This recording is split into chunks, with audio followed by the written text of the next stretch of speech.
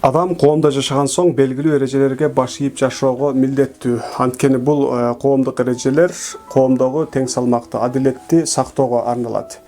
Муну элге өтүмдүү кылуунун бир канча жолдору бар. Бул жолдордон бирөөсү диний жол. Так ушул себептүү молдокелер, казылар, муфтийлер, ажыкелер, балким кээ бир лидерлер диний маанидеги насааттарды айтышат.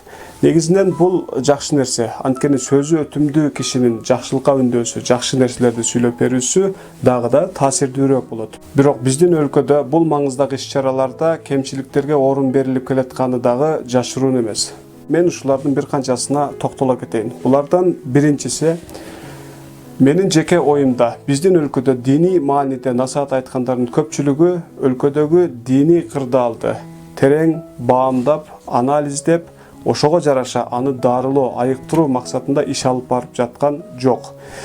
Исламий мааниде, диний мааниде биздин өлкөдө болуп жаткан иш-чаралардын көпчүлүгү ондогон, жүздөгөн жылдар бою айтылып келаткан даяр диний насааттарды кайталоо менен, аларды мечитте жаңыртуу менен гана алек болуп калды деп ойлойм.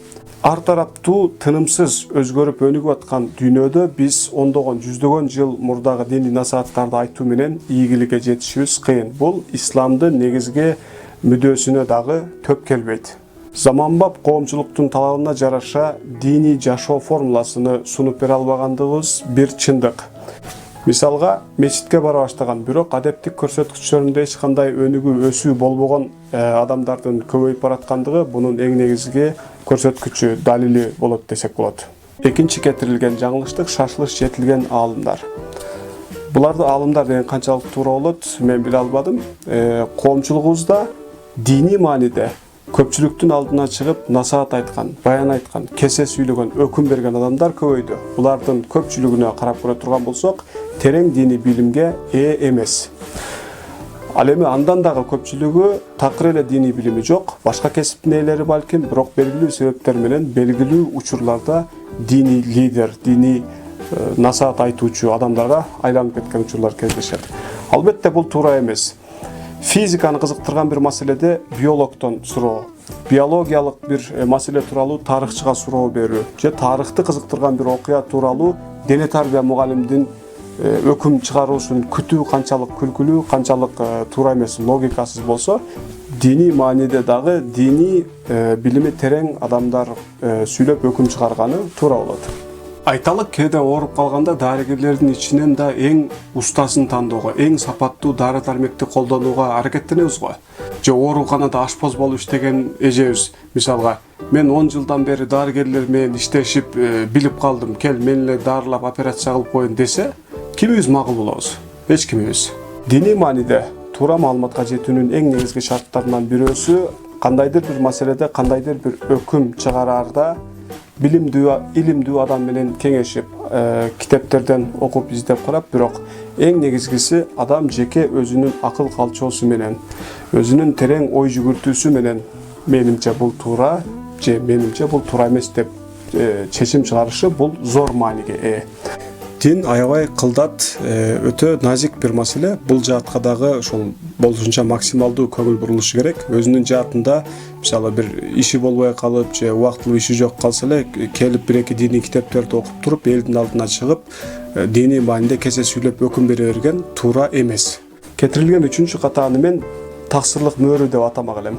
Коомчулугубузда исламий таризде жашап өтүүгө кызыккан, ислам менен таанышкысы келген, мечитке көп бара баштаган, намаз окуй баштаган, исламдын белгилүү принциптерине баш ийип жашагысы келген адамдардын көбөйүп бараткандыгы баарыбызга маалым.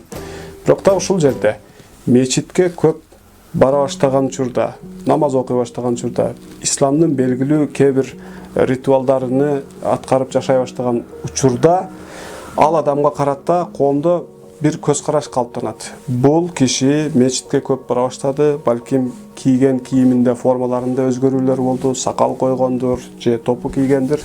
Демек бул Кудайга дагы жакыныраак адам, дагы илимдүүрөөк адам, дагы пакиза, таза адам, мунун айтканы туура деген. Албетте бул туура эмес.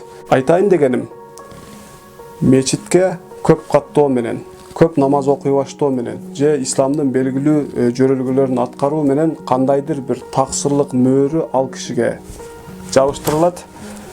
Ошон менен ал кишинин айтканы башкалардын айтканына караганда дайым 1-0 алдына кетет. Кайталап айтам, бул туура эмес. Диний мааниде бир гана диний билими терең кишилерден гана кеңеш алуу, аларга гана кулак салуу туура. Пайгамбарыбыздын же пайдалуу нерсе сүйлө, же унчукпай отур деген хадисинин терең мааниси дагы так ушул жерге төп келет.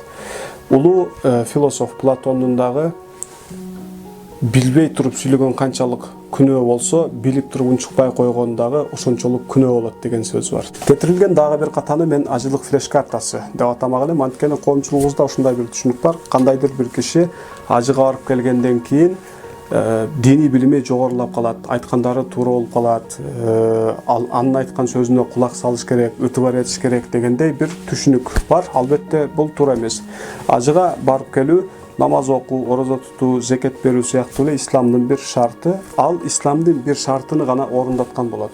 Ажылык сапарына сарпталган 3 жумада 20 күндүн ичинде алардын диний билимин жогорулап кетиши мүмкүн эмес. Бул мүмкүн болуш үчүн бир нерсе мүмкүн болуш керек. Бул ажылык флеш картасы. Барган учурда кандайдыр бир ажылык флеш картасын тагып, диний билимди, терең билимди мээсине оодарыш керек адамдын. Бүгүн илимий технологиялык өнүгүү бул жекке жеттүү жок. Демек, ажылык сапарына барып келген адамдарды өзгөчө диний мааниде билимдүү деп, аларды ыйыкташтырып, же балким Кудайдан түз мындай бир маалымат алат, бул өзгөчө бир адам деп ойлонуп алуу туура эмес, ката. Демек, диний мааниде туура маалыматка жетүүнү самаса кимдир бирөө, ошол жааттын өзүнүн адиси менен кеңешип, мүмкүн болсо сапаттуу китептерден карап, бирок булардан дагы эң маанилүүсү айтылган сөздөрдү, окулган нерселерди, келген маалыматтардын баарын жеке акылы менен, логикасы менен бышырып элгеп алуусу эбегейсиз мааниге ээ.